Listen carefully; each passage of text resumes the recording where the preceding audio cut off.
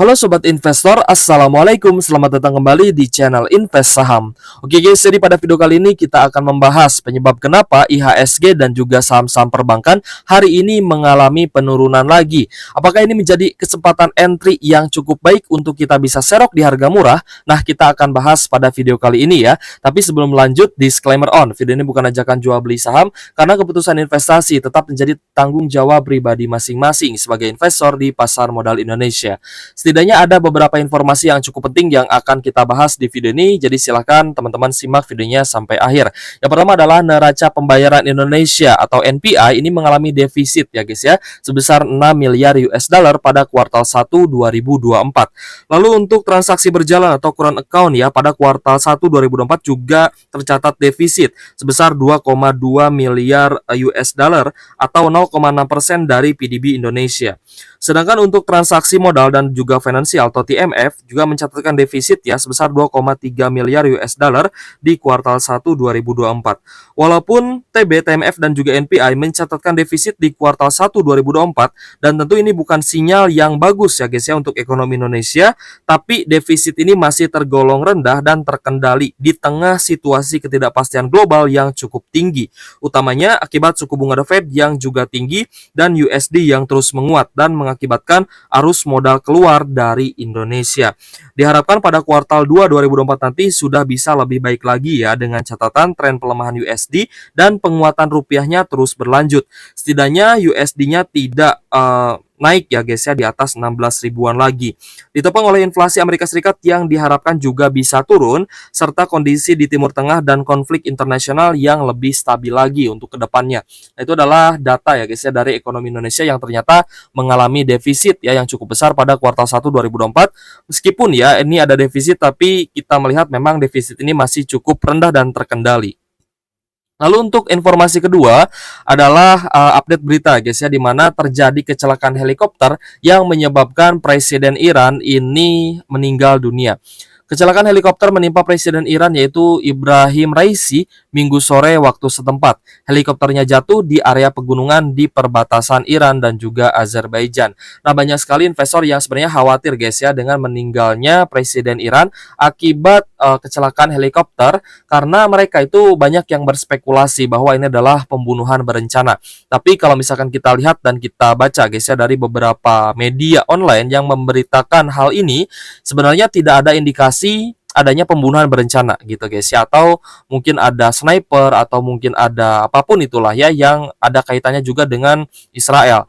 Tapi kita melihat guys ya bahwa ini adalah murni kecelakaan ya yang menyebabkan Presiden Iran ya secara tidak sengaja itu ya meninggal dunia di tempat ya, dan memang tidak ada korban yang selamat dalam kejadian ini. Nah, lalu kita melihat juga guys ya, sebenarnya Iran ini masih memiliki petinggi yaitu Ayatollah Ali Khomeini yang ibaratnya apa ya, mewanti-wanti warga Iran untuk tidak khawatir gitu ya. Jadi memang Iran ini masih memiliki ya pemimpin tertinggi selain dari presiden itu sendiri gitu ya, yaitu adalah Ayatollah Ali Khomeini yang masih menenangkan ya masyarakat Iran ya agar tidak panik dan tidak khawatir seperti itu. Dan kemungkinan juga kedepannya akan segera digantikan ya oleh presiden baru ya, oleh kandidat yang nantinya juga mungkin ya akan dideklarasikan atau mungkin akan dipilih juga oleh rakyat seperti itu. Dan banyak sekali doa yang mengucur terhadap Presiden Iran ini ya. Kita berharap Tuhan Yang Maha Kuasa akan mengembalikan presiden kita tercinta ya, ujar Ayatollah Khomeini. Tapi memang dari pemberitaan ini sudah terkonfirmasi bahwa beliau sudah meninggal dunia.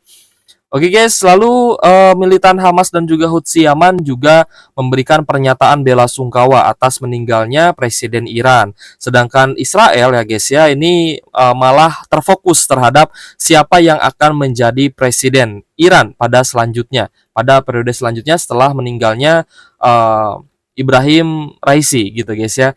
Nah, jadi apa ya, ternyata intelijen Iran dan Israel guys ya, Israel dan juga petingginya ini tidak ada ucapan apapun ya guys ya atas meninggalnya Presiden Iran ya, mungkin karena masih ada dendam gitu ya, atau masih menjadi musuh lah ya. Nah, jadi kita melihat memang Israel lebih fokus terhadap siapa nih yang kira-kira menjadi the next presiden Iran ke depannya gitu ya. Apakah the next presiden Iran akan juga membombardir Israel atau tidak, seperti itu. Lalu ada pemberitaan selanjutnya guys ya, terkait COVID-19 gelombang baru katanya guys yang terjadi lagi di Singapura. Dan diperkirakan ini puncaknya di bulan Juni. Jadi gini guys, sebenarnya pemberitaan terkait COVID-19 ini sudah membuat masyarakat Indonesia itu gerah gitu guys ya. Dan sebenarnya kita tidak mau lagi lah adanya COVID-19 ya, kita tidak ingin lagi adanya pandemi ya seperti yang terjadi di tahun 2020 karena itu menyebabkan banyak sekali ya kondisi ekonomi yang apa ya tidak stabil ya, dan masyarakat pun ya banyak yang tertekan gitu guys ya dengan adanya COVID-19 di tahun 2020 lalu. Nah, pemberitaan ini juga sebenarnya sempat muncul ya di beberapa bulan ke belakang. Waktu itu di IHSG sempat menaikkan saham-saham di sektor healthcare gitu guys ya, ketika pemberitaan COVID ini katanya booming lagi di Singapura, booming lagi di Malaysia, lalu di negara-negara tetangga gitu guys ya. Ya kita sih berharap guys ya sebagai masyarakat Indonesia semoga berita ini tidak terus-menerus digembor-gemborkan gitu guys ya sebagai sesuatu yang baru gitu ya. Kita sudah mengalaminya, kita sudah tahu, dan bahkan ya kita sudah divaksin gitu guys ya. Nah, jadi kita sebenarnya tidak mengharapkan ya berita-berita ini di up lagi ke media gitu ya, ke media online seperti itu. Jadi ya semoga saja ya tidak terjadi lagi COVID-19 ya seperti yang terjadi di tahun 2020 lalu, karena itu pastinya akan sangat menekan kita gitu guys sebagai investor. Nah, kita ya hari ini tanggal 20 hari Senin ya, 20 Mei 2024 melihat ternyata saham-saham big banks ini mengalami penurunan ya, bukan hanya big banks tapi beberapa bank second liner juga hari ini ditutup merah dan terkoreksi. Hari ini BBCA turun ya 2,82%, lalu ada Bank BRI ya, BBRI juga turun 2%-an. Lalu ada Bank Mandiri juga turun 3,8%, sedangkan untuk BBNI turun 3,7%, BRIS turun 1,9%, lalu BBTN juga turun ya 2,3%. Untuk Arto atau Bank Jago malah naik nih 4,8%. Lalu kita cek BNGA juga turun ya, BJTM juga turun 1,7%, BTPS juga turun 0,3%. Agro ini naik ya untuk bank-bank bank digital ya, ini malah mengalami kenaikan. Sedangkan untuk BJBR juga terkoreksi, NISP, BDMN juga terkoreksi, BBHI Bank juga terkoreksi. Ya rata-rata memang terkoreksi dan masih ada yang ditutup ya di area yang sama seperti itu. Nah, jadi kita akan mencari posisi ya untuk entry di saham-saham perbankan. Yang pertama adalah BBRI. Nah, kita akan fokus dulu ke big banks ya. Mungkin untuk bank second liner besok ya kita akan update kembali. Untuk BBRI ya, dari area terendah sampai hari ini ya sempat menyentuh di 5.025, BBRI sudah naik sekitar 10,14%. Nah, kita mulai cari posisi entry lagi ya untuk besok, karena di hari Kamis dan Jumat itu kita akan tanggal merah, kita akan libur lagi guys ya. Jadi tanggal 23, 24 ini adalah tanggal merah, nanti berarti 2 hari lagi kita open market ya. Di minggu ini kita hanya open market selama 3 hari aja, tanggal 20, 21 dan juga 22. Nah, biasanya menjelang akhir pekan atau menjelang liburan yang cukup panjang guys, ini adalah long weekend ya, 4 hari libur. Nah, biasanya di sebelum long weekend tersebut saham-saham itu biasanya terkoreksi karena banyak yang melakukan aksi profit taking gitu guys ya. Nah, kita mengincar saham-saham big banks ini untuk kita akumulasi di 2 hari perdagangan besok gitu ya, hari Selasa dan juga hari Rabu tentunya. Jadi kita targetkan ya untuk BBRI kita tunggu di level 4.700 ya. Kita akan coba intip guys ya untuk BBRI di bawah 4.800 gitu guys ya. Kalau misalnya besok lanjut melemah, kita akan coba incar ya di bawah 4.800. Tapi kita coba masuknya di sesi 2 aja gitu ya. Jadi kalau misalkan sesi awal turun ya, kita coba masuk ya dengan jumlah lot yang tidak terlalu besar. Tapi kalau misalkan sesi 2-nya itu lanjut turun ke level yang lebih rendah lagi ya sampai closing, ya kita bisa ambil lagi di harga murah gitu ya. Jadi biasanya ya pergerakan saham-saham big banks ini jika dia sudah oversold ya atau jenuh jual, di awal sesi bisa turun tapi di pertengahan biasanya naik lagi. Nah, kita coba ambil harga termurahnya di bawah 4.800. Jadi patokannya di bawah ya 4.800 untuk BBRI. Nah, kita akan coba kasih mark guys ya. Untuk BBRI kita cari di bawah 4.800, semakin turun ya mendekati level 4.600 itu akan semakin bagus ya, karena area terendah untuk BBRI di tanggal 8 Mei 2024 adalah di level 4.570-an gitu guys. Jadi untuk BBRI masih ada potensi yang cukup menarik ya untuk kita buy on weakness, kita ambil harga murahnya dan kita hold beberapa bulan ke depan ya. Semoga saja bisa rebound lagi seperti itu. Kita lanjut ke BBNI guys ya. Untuk BBNI dari area terendah guys ya di 4.610 ini sudah naik ya ke area 5.275-an dan sudah naik sekitar 14 persenan. Sedangkan di 2 hari terakhir ternyata BBNI masih kesulitan untuk naik ke level yang lebih tinggi guys ya, tembus di atas 5275 ya ke 5.300 ini masih kesulitan guys ya. Jadi untuk BBNI hari ini malah lanjut turun 3,77%, close di 4.980. Ya, jadi untuk teman-teman yang mungkin mau tambah muatan, averaging down di BBNI ataupun re-entry kembali karena kemarin sudah profit taking ya. Nah, ini juga sebenarnya bisa teman-teman manfaatkan area penurunannya. Kita coba ambil guys ya di bawah 4.900 ya untuk BBNI. Kita ancang-ancang kalau misalkan BBNI turun di bawah 4.900 ya. Semakin turun di bawah 4.900, 4.800 sampai 4.600 ini menjadi area yang sangat baik ya untuk kita cicil beli gitu ya. Tapi karena tidak ada yang tahu ya area bottom pastinya itu di mana gitu guys ya. Jadi ya kita coba cicil beli aja di area murahnya ya. Jadi jangan sampai kita melakukan akumulasi atau pembelian di atas 4.900 ya. Ini kita kasih mark ya 4.900. Warna merah deh ya. Nah, di sini guys. Area terendah di sini ya.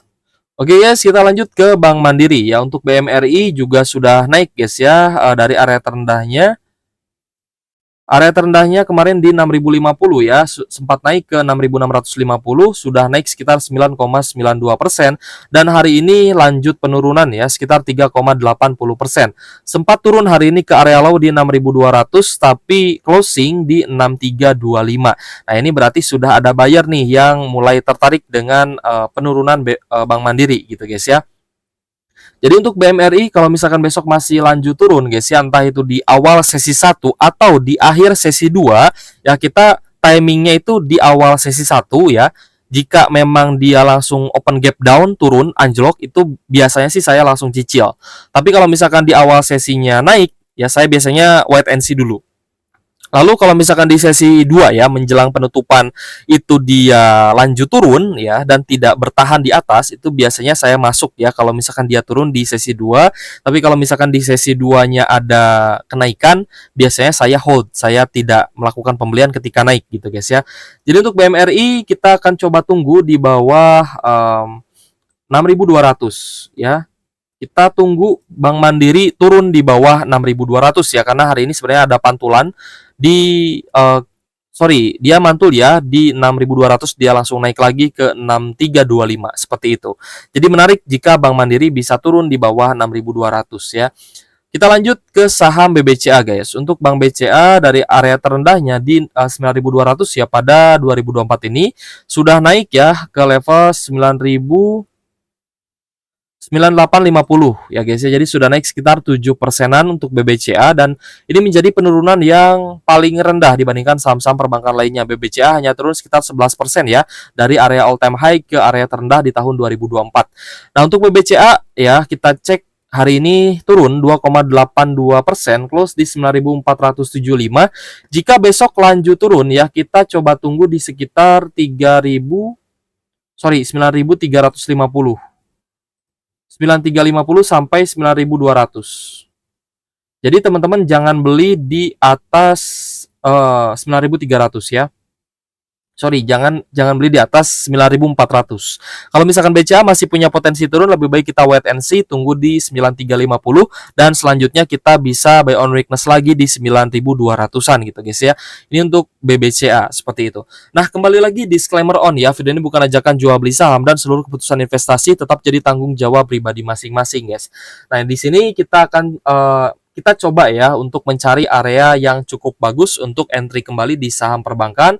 Mungkin teman-teman yang buy on weakness masih ada minus-minus tipis ya, 1%, 0, sekian persen, atau mungkin masih surplus dari area terendahnya, ya bisa tulis di kolom komentar average yang teman-teman miliki di saham perbankan, baik itu masih floating profit atau masih floating loss ya.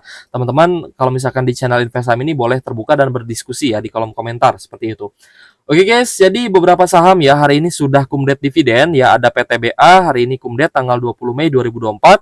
Lalu ada TB Antam ya hari ini kumdet. Kemungkinan berarti besok Antam akan turun nih guys ya, sebesar dengan yield dan juga besaran dividen Antam. Lalu ada Jasa Marga juga hari ini kumdet ya. Elpin, Tepia, Maha, BDKR dan juga HIL hari ini juga ada kumdet. Sedangkan besok tanggal 21 ada PBID dan juga HIL ya guys ya. HIL Hermina ya. Ini juga kumdet besok. Sedangkan untuk tanggal 22 ini cukup banyak ya yang kumdet ya. Ada INTP, EPMT, LTLS, TOTL, NRCA. Ini juga akan kumdet tanggal 22. Sedangkan sisanya ada Sido, Adro, Elsa ini di tanggal 27 Mei 2024 ya, di hari Senin depannya lagi. Itu guys ya untuk update berita kali ini ya. Semoga berita-berita negatif ini tidak berlangsung lama sehingga nanti saham-saham big banks-nya bisa naik lagi. Oke guys, jika ada pertanyaan boleh tulis kolom komentar. Thank you for watching. See you on the next video. Wassalamualaikum warahmatullahi wabarakatuh.